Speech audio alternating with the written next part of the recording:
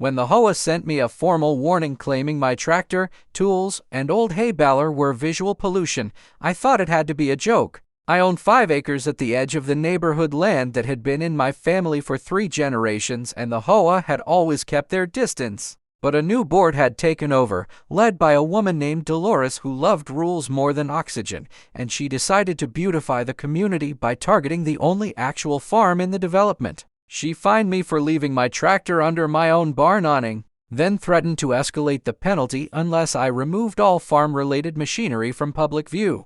I reminded her that my land wasn't HOA controlled, but she grinned like she'd been waiting for me to say that and pointed out a small section of gravel at the edge of my property line. Apparently, she claimed it was an HOA-maintained community parking area. That little patch was where I parked my flatbed trailer. So she demanded I move it immediately. Fine. If they wanted it removed, I'd remove it and replace it with something better. The next weekend, while the neighborhood was at their annual HOA picnic, I rolled up in my truck with lumber, a power drill, and zero patience. Right on that so-called community parking spot, I built a fully enclosed, perfectly legal, freestanding farm equipment shed. Walls, roof, reinforced beams, the works. And because the HOA technically claimed the land, I followed every line of their own handbook: neutral colors, slopped roof, proper drainage. By the time I finished, it was the best-looking structure in the entire neighborhood. When Dolores returned and saw my shed occupying her precious parking spot,